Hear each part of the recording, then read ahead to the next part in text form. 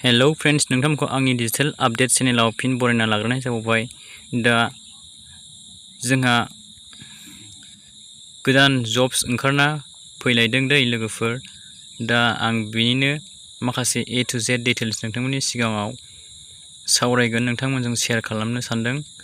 दा नोंथांमोना भिडिअखौ स्किप खालामालासे नायलांबाय थाबानो जाबाय। थ' लोगोफोर, बिदिब्ला जों भिडिअखौ स्टार्ट खालामदिनि।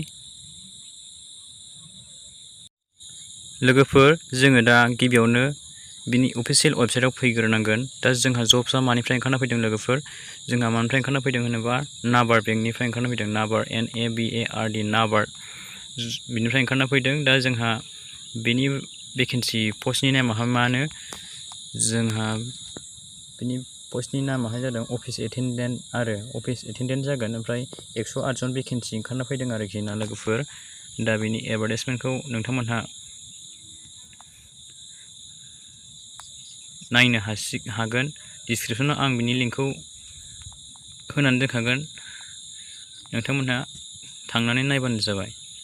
दा जोंहा मानिफ्राय ओंखारना फैदों बे जब्सआ लोगोफोर? अर्गेनाइजेसन नेमाहाय national bank of agriculture and rural development नाबार्डनिफ्राय ओंखारना फैदों आरोखि ना।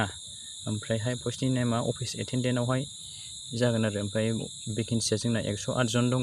इडुकेसनेल क्वालिफिकेसना matric pass, minimum matric pass जाथारनांगोन आरो HSC पास जाथारनांगोन। जोंना मेट्रिक पास जाथारनांगोन, होमब्लानो एप्लाइ खालामनो हागोन मेट्रिक पासनिफ्राय। दा नायलांदो लोगोफोर, बेवहाय अनलाइन मुड होदों, बेहाय अनलाइन सोलिगासिनो आरो एप्लाइ प्रसेसाहाय। दा जोंहाथ' क्वालिफिकेसनखौथ' मिन्थिबाय नङा होमबा? मेट्रिक पास जाथारनांगोन। ओमफ्राय सेलारिया जोंना नै 35,000निफ्राय स्टार्टिं जागोन मान्थआवहाय। ओमफ्राय एज लिमिटआ जोंना बेसेबां मोनगोन? 18 बोसोरनिफ्राय 30 इयार्स, 18 बोसोरनिफ्राय 30 बोसोर बैसोसिम जोंहा मा एप्लाइ खालामनो हागोन आरोखि। जोंहा 18 बोसोरनिफ्राय 30 बोसोरसिम एलिजिबोल जागोन। दा जोंहा नैबेवहाय होनानै दोनदों लोगोफोर, नै हाउ टु एप्लाइ होनोबा जोंहा अनलाइन सोलिगासिनो दं बियो। दा स्टार्ट डेटआ मालानिफ्राय जादोंमोन?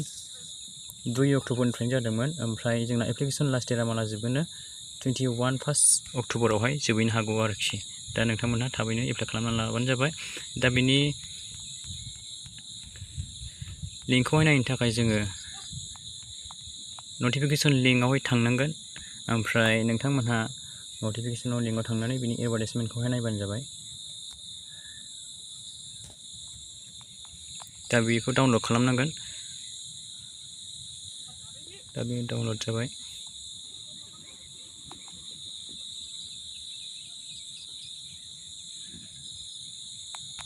नैबेबायदि ओंखारगोन आरो बेनि माबाया एडभार्टाइजमेन्ट नटिसआहाय national bank of agriculture and rural development बेबायदि। दा बेयावहाय आं दहाय होननायानो जोब, एडभार्टाइजमेन्टआबो एखेयानो जोब।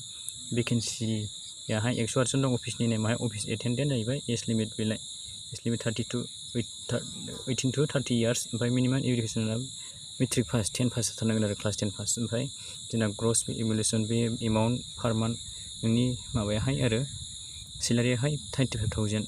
ओमफ्राय अनलाइन रेजिस्ट्रेसनाहाय 2 तारिखनिफ्राय जोंहा 21 तारिखनि गेजेराव, माने 2 तारिख माबायावहाय अक्ट'बरावहाय स्टार्ट जादोंमोन। ओमफ्राय 21 तारिख अक्ट'बरावनो जोबफिनगोन आरो बेनि लास्ट डेटआहाय। दा बेनो बेनि एडभार्टाइजमेन्टआहाय। दा बेखौ नायनानै लाबानो जाबाय नोंथांमोनहा। डिसक्रिपसनाव आं बिनि लिंकखौहाय होना दोनखागोन। ओमफ्राय एप्लाइ प्रसेस होनोबा जोंहा माबायदि एप्लाइ प्रसेस खालामनांगोन? जोंहा नैबेवहाय क्लिक खालामनांगोन एप्लाइ खालामनो थाखाय। नैबे एप्लिकेसन लिंक लिरनाया बेवहाय नोंथांमोनहा खेबसे क्लिक खालामना हो एप्लाइ खालामनानै लानो थाखाय। दा अनलाइन एप्लाइ जागासिनो नालाय, बेखौ एप्लाइ खालामनो थाखाय बे अफिसियेल वेबसाइटआव फैदो। नोंथांमोनहा बेवहायनो मोनजोबखागोन गासिबो A to Z डिटेल्सखौहाय। नोंथांमोनहा बेनि वेबसाइटआव थांनानै नोंथांमोनहा एप्लाइ खालामनानै लाबानो जाबाय। जाय जाय गोसो दं, जब्स मावनो गोसो, जाय जाय साख्रि लानो गोसो, जाय जाय जब्सआव इन्टारेस्ट दं, नोंथांमोनहा थाबैनो एप्लाइ खालामनानै लाबानो जाबाय। मानोना जोंहा फैबाय थानाय 21 अक्ट'बरावनो मा जोंहा लास्ट डेट जानो थांगासिनो दं लोगोफोर।